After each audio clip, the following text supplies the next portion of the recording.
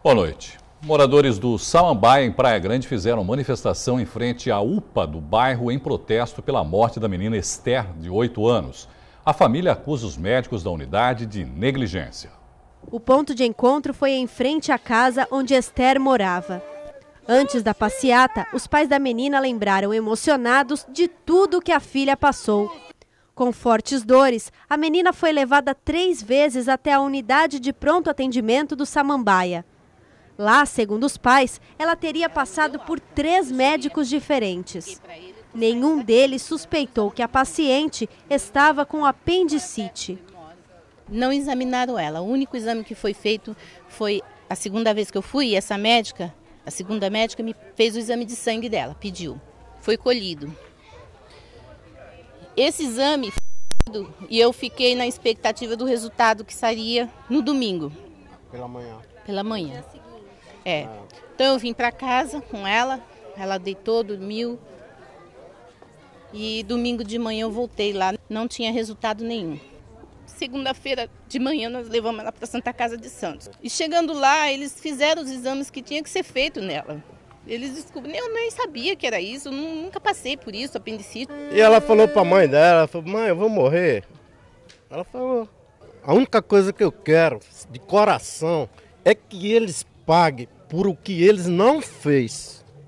Com cartazes, crianças e adultos seguiram a pé em direção à UPA pedindo justiça.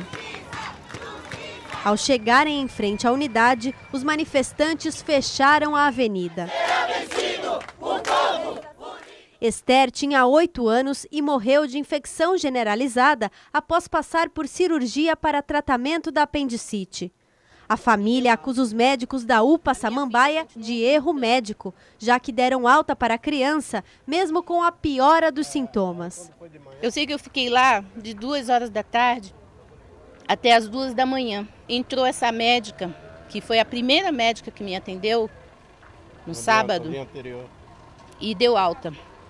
Falou que não era preciso ficar lá, porque essa dorzinha poderia ser uma infecção de urina, uma cólica, uma coisa simples que pode ser esperada em casa, não tinha necessidade de ficar internada. E os pais de Esther não são os únicos a reclamar da unidade e do sistema de saúde de Praia Grande. Entre as principais queixas estão negligência médica e a demora para conseguir passar por exames. Sandra é um exemplo. Ela perdeu o pai recentemente com câncer em 3 órgãos. Ele era atendido tanto na UPA quanto no Hospital Irmã Dulce desde janeiro. Mas os exames só diagnosticaram a doença um dia antes dele falecer. Uma médica pedia, as outras 2 falavam que não havia necessidade, que o caso dele era ambulatorial, não era emergencial. E hoje onde meu pai está, para mim acho que é um descaso muito grande com a saúde. Sem trabalhar, este educador sofre com dores na perna e aguarda por uma ultrassonografia que nunca é agendada. Pedindo exame em fevereiro, até hoje não foi feito ainda. Estou esperando uma resposta de ultrassom para o médico me avaliar e voltar a trabalhar de novo. Denivaldo vê hoje a filha chorar pela morte da amiguinha Esther. O que ele espera é que todo esse sofrimento não se repita e que os moradores de Praia Grande tenham um atendimento mais digno daqui para frente. Mais médico, atendimento, especialista, que você vem e seja atendido com aquilo que você está precisando. Porque você passa no médico, você nem senta lá no médico, ele já manda embora. Em nota, a direção técnica da unidade de pronto atendimento do bairro Samambaia, gerenciada pela Fundação ABC, lamenta a perda da família e informa que o prontuário com os dados dos procedimentos adotados durante o atendimento da menina Esther estão sendo avaliados. Caso se confirme algum tipo de irregularidade no serviço prestado, será aberto processo administrativo para tomar as medidas cabíveis para evitar novas ocorrências deste tipo. Após investigação realizada pelo Serviço Reservado da Polícia Militar, um casal foi preso hoje à tarde acusado de tráfico internacional de drogas em São Vicente. Um dos suspeitos confessou que engoliria cerca de 5 quilos de cocaína para levar à Espanha. Cocaína embalada especialmente para ser engolida, pasta base da droga, colete à prova de balas, balança de precisão, munições, celulares e tablets. Tudo isso foi encontrado pela Polícia Militar em um apartamento neste prédio da Avenida Presidente Wilson, em São Vicente. Foi acionado o Comando Força Patrulha para realizar a abordagem desse veículo que estava sendo acompanhado já há algum tempo. Realizada a abordagem, foi encontrado um armamento calibre 38 com esse indivíduo, né, que estava juntamente com uma mulher. Separadas as partes, começamos a conversar com ambos e aí eles assumiram que, de fato, naquele apartamento de onde eles saíram, há poucos instantes, havia em torno de 5 quilos de entorpecente. Mostrou para nós, né, o local onde a droga foi localizada, onde a droga era guardada. Segundo ele, nesse final de semana próximo, seria feito o transporte para o qual ele estava embalando a droga. A droga seria exportada para a Espanha no próximo final de semana. E para conseguir passar pela fiscalização dos aeroportos, o suspeito teria confessado que engolia as cápsulas de cocaína. Segundo ele conseguia ingerir aproximadamente 100 cápsulas, de 100 a 150 cápsulas, né? E posteriormente lá ele tentava expeli-las, né? E vendia, ele mesmo efetuava a venda na Espanha. Já tem algum tempo que ele realiza esse tipo de procedimento, né? E era a segunda vez nesse ano que ele realizava esse transporte. O casal foi preso em flagrante e trazido para a delegacia sede da Polícia Federal em Santos. Ele chegou a mencionar quanto que ele ia receber para isso? Em reais, segundo ele, aproximadamente 75 mil. E é arriscado, né, tenente, fazer esse tipo de transporte? Ele corre até risco de morrer. Com certeza, né? Caso alguma dessas cápsulas venha a estourar dentro do próprio corpo do ser humano, pode ser fatal. Um investigador de polícia de Praia Grande foi morto ontem à tarde quando estava em um bar no bairro onde morava. Os suspeitos chegaram atirando na direção da vítima, que morreu na hora. Ainda não se sabe o que motivou o crime. As marcas de tiros de fuzil estão nas paredes do bar onde tudo aconteceu. Foi no bairro da Vila Mirim, em Praia Grande, na tarde de ontem. Os moradores estão assustados com o crime e não quiseram gravar entrevista. O investigador estava sentado em uma mesa, do lado de fora, quando os bandidos chegaram.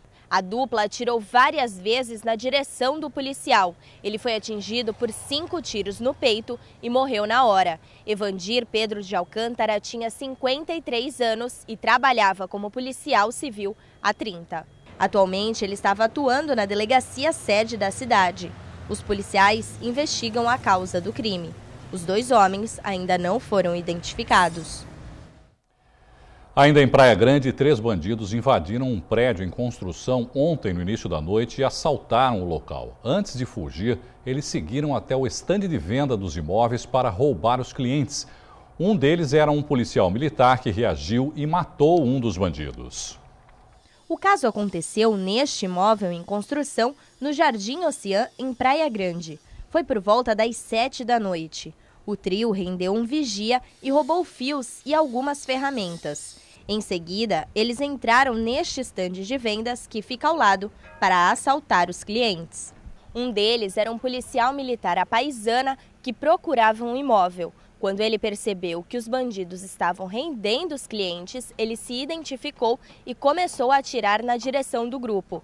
2 dos criminosos conseguiram fugir de carro e o outro foi atingido e morreu no local. A dupla fugiu de carro e, por enquanto, não foi identificada. O caso está sendo investigado pela delegacia sede de Praia Grande. Motoristas e cobradores dos ônibus intermunicipais de Peruíbe entraram em greve hoje. A paralisação é pela falta de pagamento dos salários do mês de junho. De acordo com o sindicato da categoria, cerca de 100 profissionais vão permanecer parados por tempo indeterminado. Além dos benefícios atrasados, eles reivindicam aumento no ordenado e no vale-refeição. Já em Santos, greve relâmpago. Funcionários da Prodesan fizeram uma paralisação hoje pela manhã, mas em menos de 2 horas aceitaram uma proposta da prefeitura. Parte dos 1.400 trabalhadores da empresa se reuniram na usina de asfalto da Prodesan, que fica no bairro da Alemoa. Eles pararam o serviço por 2 horas para realizar uma assembleia. O pedido era de reajuste salarial de 10%, além de aumento no vale-refeição e cesta básica. A empresa ofereceu uma proposta menor, que foi votada e aceita pelos funcionários.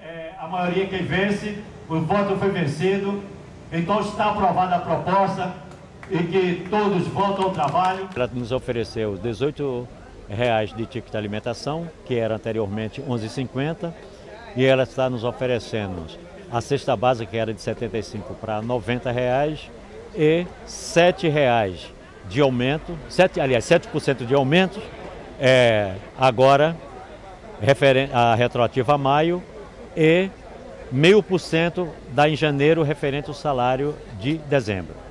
A categoria voltou aos postos de trabalho logo em seguida. A Prodesan é a única empresa aqui na Baixada que dá maior sustentação para a prefeitura, porque quando as pessoas falham, a Prodesan vai lá para cobrir, né? Então é bom eles olharem com carinho para esse trabalhador da Prodesan, porque eles estão dando uma mão de obra, a mão de obra é muito qualificada e poucas empresas têm essa mão de obra qualificada aqui na região. E a Prefeitura de Santos aplicou 11 multas no primeiro dia da lei que proíbe o descarte de lixo nas ruas. Uma força-tarefa foi realizada domingo na Aparecida e contou com o apoio da Polícia Militar. Os fiscais das Secretarias de Finanças e Meio Ambiente percorreram o bairro das 10 da manhã às 6 da tarde, orientando a população.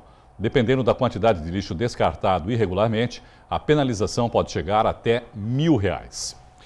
Depois do intervalo, tem Copa do Mundo no Caderno Regional. Além do noticiário sobre a seleção brasileira, tem também a eliminação da surpresa da Copa, a Costa Rica, que fez muitos brasileiros torcerem pelos ticos aqui na Baixada Santista. Nós voltamos já.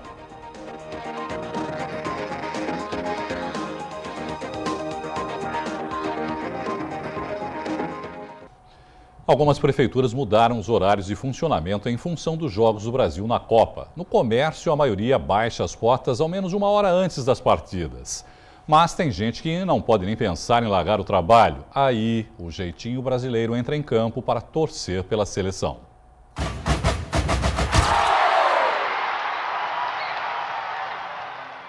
Em dia de Jogo do Brasil, o cenário muda. Agitação e correria dão lugar à tranquilidade. Poucas pessoas circulam.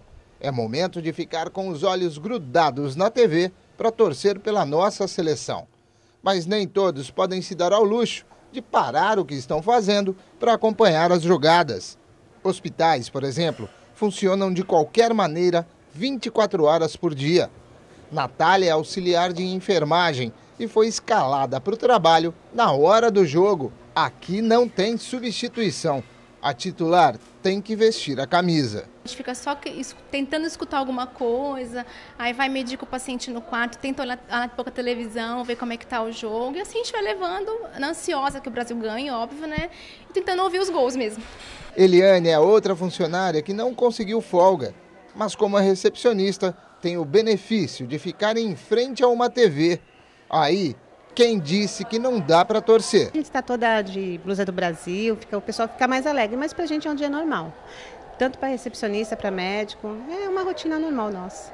Neste edifício, 2 funcionários também não vão descansar. O zelador Toninho é o responsável por atender os condôminos e visitantes. O Marcos precisa deixar tudo limpinho, ou seja, tarefas não faltam, mesmo em dia de Jogo do Brasil. Dá para dar uma fugidinha, né?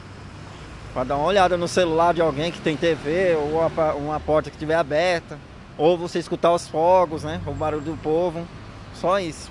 Na hora que a bola rola, vale usar até o celular como televisão. Os outros estão de folga e sobrou para mim, que eu sou zelador, né? Aí eu tô aí com minha televisão aqui de plasma e vamos assistir, mas assim mesmo, Brasil torce em todo lugar, né? E falando em torcida, o Brasil vai precisar de muito pensamento positivo para superar a Alemanha amanhã às 5 da tarde em Belo Horizonte. Sem Thiago Silva e Neymar, o técnico Felipão tem que quebrar a cabeça para encontrar a melhor formação para chegar à final do Mundial. E para falar sobre o assunto, eu converso agora com o jornalista e editor do Santa Portal, Juan Real. Juan, boa noite. Te colocar aí numa saia justa, hein, agora. Se você fosse o Felipão, o que você faria? E também, o que você acha que o Felipão vai fazer? Pois é, boa noite, Irineu, boa noite aos amigos do Caderno Regional. Eu, diferente do Felipão, já teria levado o Robinho para a Copa. Eu acho que o Robinho hoje seria a peça fundamental para esse Brasil sem Neymar. eu acredito que ele vai entrar mesmo com os 3 volantes, né? Vai manter o Fernandinho, o Luiz Gustavo volta e o Paulinho deve permanecer no time também. Ele vai optar por esse time bem reforçado atrás, né?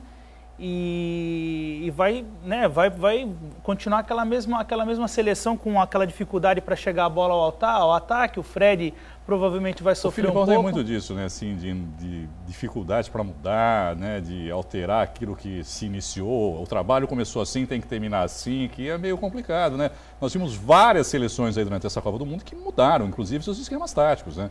Não só os jogadores, mas a forma de jogar, né? Pois é, o próprio Van Gaal surpreendeu a todos, né? Com a substituição do goleiro para a decisão dos pênaltis. E agora ele deu uma sorte danada, né? Pois é, ali... O goleirão vai lá, toma todas, né? Ou é gênio ou é burro, né?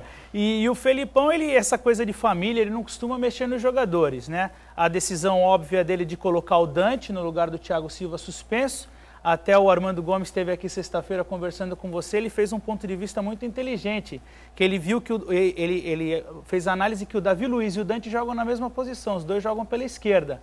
Então o Felipão talvez não tenha ainda falado qual vai ser o time titular, porque essa dúvida se ele coloca o Davi Luiz para jogar no lugar do Thiago Silva e o Dante entra na esquerda, ou se de repente ele recorre ao Henrique, a 3 zagueiros, não dá para saber. Mas eu acho que ele vai entrar mesmo com o Dante jogando pela esquerda, o Davi Luiz para a posição do Thiago Silva e os 3 volantes. Mexer no Fred e nem cansar, né? Vai mexer no Fred e vai colocar o Jô, eu acho que é melhor deixar o Fred, não só eu, como toda a torcida. Também colocar o Hulk, colocar o Hulk mais pelo meio e tal. Mas... o William também acabou não conseguindo a posição, eu acredito que ele vai mesmo optar por a entrada, seria o Paulinho no lugar do Neymar e o Dante na vaga óbvia do Thiago Silva. Já que você citou o Neymar, ele está aqui no Guarujá, né, num condomínio fechado no Guarujá, recebeu algumas visitas ilustres, o Robinho esteve lá, o Pepe, jogador do Santos, também esteve lá visitando ele.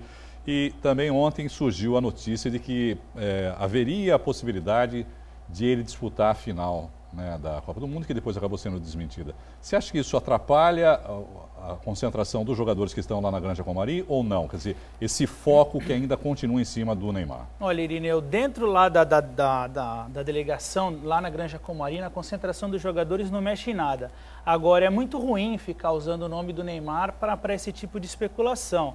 Ele teve uma fratura que não é grave do ponto de vista da recuperação, mas ela impede o jogador de se movimentar. Eu acho que é um pouco irresponsável você ir contra os médicos da seleção que já tinham manifestado o corte dele e falar que vai infiltrar o jogador para ele jogar lesionado. Eu ouvi uma entrevista, e vou até dizer, foi na Rádio Bandeirantes, o Milton Neves estava apresentando o programa, entrevistou um médico, amigo dele lá, que falou isso. Pois é. Né, que se ele tivesse devidamente medicado, tal, não sei o quê, sedado ali naquele local, ele poderia inclusive participar, porque não haveria possibilidade de piorar, por exemplo, a fratura que ele já tem. Ele falando isso, o médico, eu lamentavelmente não me lembro o nome dele agora, mas foi no Milton Neves na Rádio Bandeirantes. É um pouco irresponsável. A delegação do Brasil, ela possui médicos gabaritados, se eles decidiram que não vai jogar, ele não vai jogar. Eu acho que é especulação barata você tentar dizer que vai poder colocar o Neymar para jogar. E dentre essas visitas que ele teve... criar uma falsa expectativa também na torcida até, né, Juan? Também. Pois é. Porque de repente as pessoas começam a criar essa expectativa de que ele vai voltar para jogar a final, e não é o caso, né? Não é o caso, e até colocar o nome do Santos Futebol Clube nessa situação, dizendo que talvez no CEPRAF... que ele pudesse ser recuperado para o jogo, eu acho que é um pouco de responsabilidade. Aí o Santos hoje teve uma bola dentro que foi bem legal, um vídeo dos jogadores do Santos, a Santos TV disponibilizou na internet hoje, dos jogadores do Santos mandando apoio para o Neymar, para a recuperação. Isso sim é um negócio legal, acho que se é para falar do Neymar, é para mandar apoio, e quem quiser acompanhar o vídeo está lá no Santa Portal, basta acessar que você vai ter acesso. Bom, Santos acolheu os costarriquenhos, vibrou junto com a trajetória da seleção, pura vida até as quartas de final. Mas após a desclassificação nos pênaltis frente à Holanda neste fim de semana, nós nos despedimos de Los Chicos. Nossa equipe assistiu ao jogo com uma família meio costarriquenha, meio brasileira. Antes do jogo, toda a família já estava reunida para preparar os principais pratos típicos da Costa Rica e dar sorte à seleção.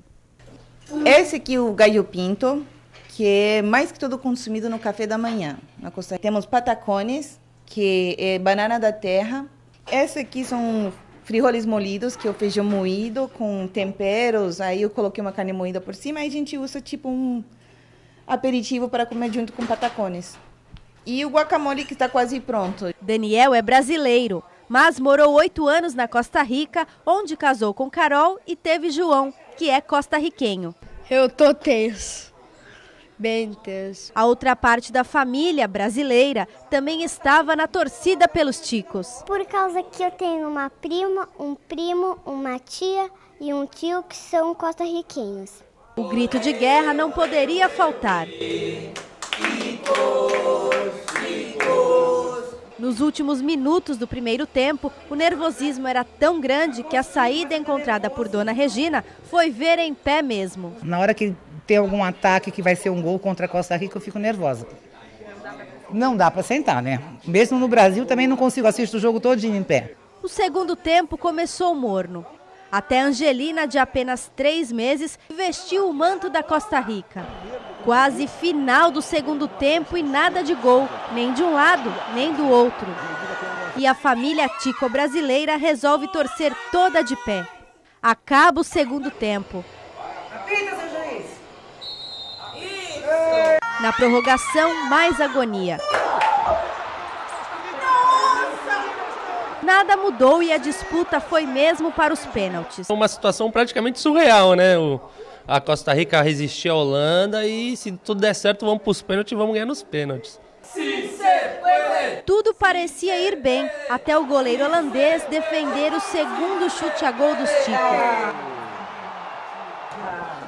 O jogador Umanha perde a última chance da Costa Rica chegar ainda mais longe. Depois de tudo, foi impossível segurar a emoção. E o João, que já estava nervoso, ficou arrasado. Pelo menos chegou às quartas. E é isso que eu me orgulho. A Costa Rica fez a sua melhor campanha em Copas do Mundo. Surpreendeu já na primeira fase, quando venceu o Uruguai e a Itália e empatou com a Inglaterra. Nas oitavas de final, venceu a Grécia. Chegou às quartas e mesmo tendo perdido esta partida nos pênaltis, com certeza será motivo de orgulho a todos os costarriquenhos. Estão todos de parabéns, muitíssimas felicidades a toda essa equipe de Costa Rica. Estou muito orgulhosa de ser parte desse jogo todo. Bueníssimo. Bom, Juan, a gente já vai falar da Costa Rica, só complementar a informação, né, a respeito, até que eu citei aqui, a produção conseguiu a informação, o nome do médico que deu a entrevista no programa do Milton Neves, lá na Rádio Bandeirantes, que eu citei, é Dr. Sidney Escapiro. Ele é ortopedista e é membro da Associação Brasileira de Traumatologia. Quer dizer, é uma pessoa que tem referência, não é um aventureiro, né, que está fazendo, né, conjecturas a respeito da possibilidade. Eu ouvi essa entrevista, eu estava vindo aqui, inclusive, para a TV, no carro, e ouvi essa entrevista. Dr. Sidney Escapiro, ortopedista, membro da Associação Brasileira de Traumatologia, só para complementar a informação. Claro. Né?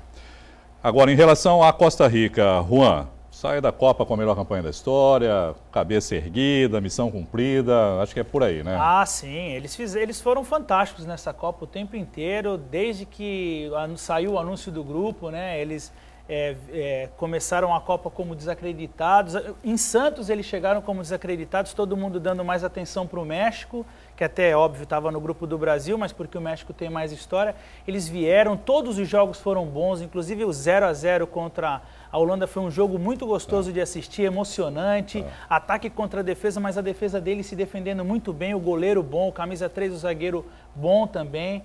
E fizeram um papel fantástico na Copa. Um pouco da graça da Copa foi embora com eles. É claro que o brasileiro permanece com emoção porque o Brasil luta pelo Hexa em casa, vingar 1950, mas um pouco dessa Copa, da alegria da Copa, foi embora para casa com eles. Eles estão de parabéns, foi fantástico. Eles postaram até uma foto nas redes sociais, que a gente vai ver aí agora, vão agradecendo aí o carinho dos santistas. É um grupo muito simpático também, não é, Juan? Um grupo simpático, Irineu. Uma coisa que eu percebi nessa Copa é que algumas seleções estudaram como é que é o brasileiro para eles contarem com o apoio da torcida brasileira. O México fez bastante isso, o Chicharito Hernández, super simpático, jogou bola na praia com a camisa do Santos que ele ganhou do Leandro Damião. E o México já tem uma certa relação, vamos dizer, né, com o Brasil. Tem um carinho muita já história. Eles desde amam os 70, da Copa de 70. Eles amam o Pelé lá, o próprio Santos, que deu muito show na época do Pelé lá. A Costa Rica se beneficiou muito disso, eles foram muito simpáticos aqui em Santos, a cidade de Santos abraçou eles. Eu até estava conversando com o nosso editor. A Alemanha, ela fez um uniforme rubro-negro para jogar no Brasil. Já pensando nisso. Pensando nas equipes rubro-negras aí. Pô, ela jogou no Maracanã de vermelho e preto, a cor do Flamengo. Até saiu uma pesquisa hoje dizendo que a torcida do Flamengo está dividida entre Brasil e Alemanha. Não que ela realmente esteja ficou dividida. Na Bahia, né? O Vitória é rubro-negro. Na Bahia assistiu o jogo com os brasileiros, a final por pênalti, a decisão por pênaltis Brasil e Chile. Então as seleções elas procuraram perceber como é que era o povo brasileiro e eles conseguiram o apoio dos brasileiros. A própria Holanda, nos primeiros dias deles no Rio de Janeiro, caminharam pela praia, deram autógrafos. E a Costa Rica, acho que é a mais simpática delas, porque aqui em Santos eles praticamente tomaram conta mesmo. Bom, Juan, rapidinho, só para a gente finalizar, a Argentina continua invicta e volta a disputar uma semifinal depois de 20 anos. O que você achou dessa partida Argentina e Bélgica? 1-0, golzinho do Higuaín, gol do Higuaín, né, que é o centroavante deles, que também precisava desencantou nesse jogo, desencantou. O Fred desencantou um pouco antes, mas o dele foi um gol muito mais importante. 83 dias sem marcar, estava o Higuaín, muito peso nas costas. Eu acho que a Argentina continuou jogando do mesmo jeito que ela veio desde o início da Copa, faltou brilho, se esperava mais da Argentina, mas ela fez o resultado, como desde o início. E a Bélgica, eu acho que foi a grande decepção dessa Copa. Todo mundo esperava uma Bélgica muito mais forte, um goleiro muito famoso que brilhou no Atlético de Madrid, o Hazard, que é um cara que chama a atenção, mas eles não conseguiram jogar nessa Copa, a Bélgica ficou pelo caminho, até foi longe, foi até as quartas, mas se esperava mais da Bélgica. E a Argentina, esse futebol de resultado, quando precisa o Messi aparece, nesse caso apareceu o Higuaín. Isso é até ruim para o brasileiro, que a gente sempre acaba torcendo um pouco contra, mas assim, a Argentina está fazendo resultado. Eu acho que eles são favoritos contra a Holanda. Você prefere Brasil e Argentina na final? Eu acho que agora que a gente já chegou numa semifinal contra a Alemanha, que é uma seleção super bem preparada, se passar pela Alemanha está pronto para pegar a Argentina. Eu acho que seria uma final fantástica, ganharia o Brasil, a Copa no Brasil, o povo brasileiro, quem está assistindo a Copa. Beleza. Juan, obrigado mais uma vez pela sua participação. Eu que agradeço. Boa noite para você. Boa noite. E se você é fã de futebol, não pode perder uma exposição em cartaz no Teatro Municipal de Santos. São quadros que retratam diferentes momentos do esporte. Dia de jogo na Vila Belmiro, futebol no bar. O mascote torcedor e o empresário jogador. O esporte que é paixão nacional, retratado com muita luz e cor. Assim, o artista plástico Vanderlei Hassan criou a exposição Cores do Futebol. Eu jogo futebol, né? Cresci jogando futebol e é um tema que faz parte da minha vida, da minha infância, né? Da minha formação. E eu já tinha algumas pinturas, alguns trabalhos, desenhos inclusive, né? E com a Copa do Mundo no Brasil, né, surgiu essa chance, essa oportunidade de estar mostrando esses trabalhos. Santista, ele escolheu alguns pontos importantes da cidade para retratar suas pinturas. Ao todo, a exposição retrata 32 obras que mostram os diferentes momentos do futebol, desde uma pelada na praia até um jogo oficial. As pinturas são feitas com acrílico sobre tela. Eu tento, dentro da minha técnica, captar um momento, digamos, e passar com esse momento dentro da minha técnica, passar algum tipo de sensação, emoção e me comunicar diretamente com a pessoa que está vendo. A exposição vai até o dia 13 no espaço VIP da Galeria de Arte Brás Cubas, que fica no Teatro Municipal de Santos. O endereço é Avenida Pinheiro Machado, 48, na Vila Matias.